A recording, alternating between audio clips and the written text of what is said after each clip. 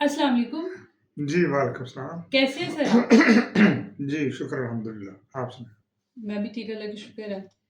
अच्छा नासिर साहब, हमारे जो मुसलमान इतने पढ़े लिखे नहीं हैं, उनका तो चले समझ में आता है कि इल्म की कमी की वजह से उन्हें मालूम ही नहीं है कि क्या ये इबादत का हिस्सा है या नहीं। लेकिन जो पढ़े लिखे लोग हैं, जैसे कि साबिक गवर्नर पंजाब चौधरी मोहम्मद सरवर, वो जब रोज़े रसूल के सामने गए तो दुआएँ माँग रहे थे और फिर वहाँ उन्हें रोका गया कि दुआ अल्लाह से माँगे, यहाँ नहीं। मेरा आपसे सवाल है कि नासिर साहब कि क्या किसी इतने पढ़े लिखे आदमी से भी दीन की कमी की तवक्को की जा सकती है? बिस्मिल्लाहिर्रहमानिर्रहीम। मैं ये जो अभी बना रहा हूँ, बड़े अफ़सोस के साथ बना रहा हूँ। जब मैंने वो वीडियो देखी तो मैंने शर्मिंदगी महसूस की, एज़ ए पाकिस्तानी होने के नाते। वो पाकिस्तानी हैं और पाकिस्तान के एक्स गवर्नर रह चुके हैं। वो चौधरी साहब पढ़े लिखे भी हैं, कोई ऐसे अनपढ़ जाहिल नहीं है। मुझे ये तवक्को नहीं, मुझे शर्म आई जब वो शर्मिंदा हुए, वहाँ पे शर्मिंदा हो रहे थे, तो मैं देखकर शर्मिंदा हो रहा था। असल में मसला ये है कि हमारे उलमा ने, हमारे कुछ फ़िरके वालों ने ऐसी दीन का प्रचार कर दिया, ऐसी तबलीग कर दी, जो कि अल्लाह की तौहीद के मुनाफ़ी तलीम है। मैं इन गवर्नर साहब को दावत देता हूँ कि आप अल्लाह की तरफ आएँ, आप अल्लाह के कुरान की तरफ आएँ।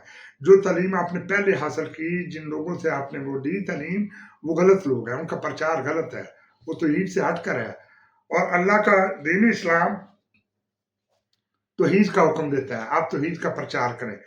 अगर देखें आप शर्मिंदा हुए सिर्फ इसलिए कि आप कुरान की तालीम को नहीं जानते थे, आए मैं आपको कुरान की तालीम बताता हूँ। देखें, मैं वाज़ेह तौर पर कहता हूँ कि मोहम्मद नबी सल्लल्लाहु अलैहि वसल्लम, जो कि मेरे भी जो और सब के नबी हैं, तमाम मुसलमानों के नबी हैं, हम उनकी इज्जत करते हैं। वो 1500 साल पहले सऊदी अरेबिया के शहर मक्का में पैदा हुए और अल्लाह नबूवत हुआ और उन पर आसमान से कुरान उतरा, जो हमारे पास महफूज है। तो अल्लाह के नबी, अल्लाह का दीन, अल्लाह का पैगाम हमें देकर मर कर इस दुनिया से जा चुके। वो कोई कब्र में जिंदा नहीं बैठे हुए, कब्र में कुछ भी नहीं है, सिर्फ एक निशानी है कि उनका मकबरा है। चूंकि हालांकि ये जो खिदरे गुंबद खिदरा और ये जो सबल गुंबद है, इसको बनाने की जरूरत नहीं थी, लेकिन हमारे जो बड़े हैं उन्होंने इसलिए उसको बनाया कि निशानी के तौर पर है। हालांकि ये नबी की तालीम के खिलाफ है, किसी की कब्र को पक्का करना और मकबरा बना देना। चूंकि हमने उनकी निशानी के तौर पर रखा हुआ है, तो निशानी के तौर पर रखना जुर्म नहीं है, क्योंकि वो एक खुसूसी शख्सियत है। आलमी इस्लाम जो गालिब आया वो उन्हीं की वजह से, वो पैगंबर है, तो निशानी।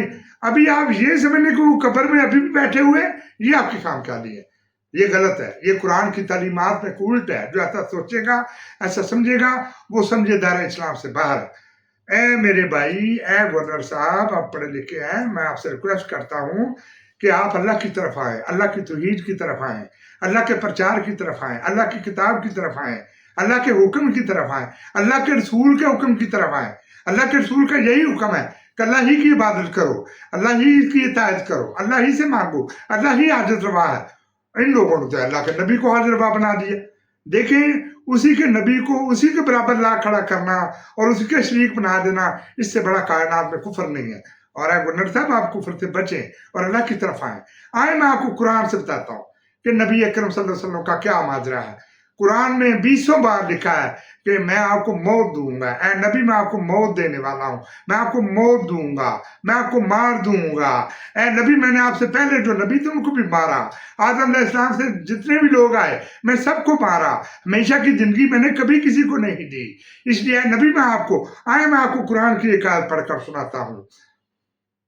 वो कह रही है, वमा मोहम्मद इल्ला रसूल कद खलत मिन क़ब्लिही रसूल, मोहम्मद सल्लल्लाहु अलैहि वसल्लम सिर्फ एक रसूल है, और ऐसे ही रसूल हैं कि उनसे पहले और भी रसूल गुजर चुके, कोई नौके रसूल नहीं है। सूरह काफ की आयत नंबर 9 वो कह रही है, कुल मा के कुन तो बिद्दम मिनर रसूली वमा अदरी मा युफलु बिला बिकुम इन तबु इल्ला मा युहा इलैया। आप कह दीजिए मैं कोई नौकर रसूल नहीं हूं, ना मैं जानता हूं क़यामत के दिन मेरे साथ क्या किया जाएगा और आप लोगों के साथ क्या किया जाएगा। मैं तो जो कोई मेरी तरह वही किया जाता है, बस उसके पीछे पीछे हो लेता हूँ। ऐ मेरे गवर्नर साहब, आपसे गलती हो गई, आपने पता नहीं क्यों हाथ खड़े किए और आप रोज़ा रसूल पर दुआ मांग रहे थे, तो उस अरबी ने आपको ये कहा कि उस अल्लाह से मांगो, तो आपको कितनी शर्मिंदगी उठानी पड़ी। हालांकि आप उससे ज्यादा ओहदे वाले थे, ज्यादा मर्तबे वाले थे, लेकिन आपको झिड़क दिया गया और اصول پر جھڑکا گیا، حق پر جھڑکا گیا. میں شرمندہ تو ہوا، آئندہ آپ کو شرمندہ نہ ہونا پڑے، آپ حق کی طرف آؤ. آگے وہی آیت کہہ رہی ہے کہ وما محمد اللہ رسول قد خلت من قبلہ الرسل، محمد صلی اللہ علیہ وسلم صرف ایک رسول ہے، اور ایسے ہی رسول ہیں کہ ان سے پہلے اور بھی رسول گزر چکے.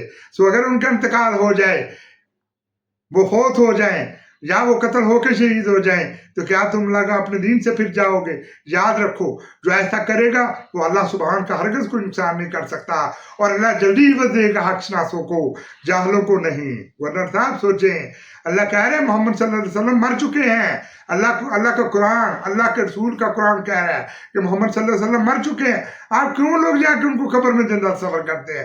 یہ جاہلوں کی باتیں ہیں. آپ تو پڑھے لکھے شخص ہو، یہ جاہلوں کی ہیں جو ان پڑھ لوگ ہیں، جنہوں نے مولویوں کی تبلیغ دیکھی، اللہ کے قرآن کو پڑھنا مناسب نہیں سمجھا. آپ تو خود جائیں اور قرآن کو پڑھیں گا، اس کو ترجمے کے ساتھ.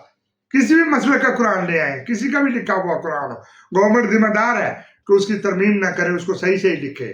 یہ گورنمنٹ کی ذمہ دار. آپ کوئی بھی قرآن ترجمے کے ساتھ پڑھیں، آپ کو خود ہی، آپ کو تشریح پڑھنے کی ضرورت نہیں ہے، صرف آپ ترجمہ پڑھیں، آپ کو خود ہی سمجھ آ جائے گی کہ دین ہے کیا.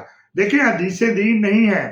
نبی کو، اسی اللہ کا جس نے اس کو پیغمبر بنا کر بھیجا کہ انسان کو، وہ بشر ہے، صرف انسان، اسی کے نبی کو اسی کے برابر کھڑا کر دینا، یا یہ سمجھ لینا کہ وہ ابھی تک زندہ اور قبروں میں بیٹھے ہوئے اسلام کا جواب بھی دیتے ہیں، یہ جہل علماء کی باتیں تو ہیں، لیکن آپ جیسے پڑھے لکھے لوگوں کو یہ دیب نہیں دیتا.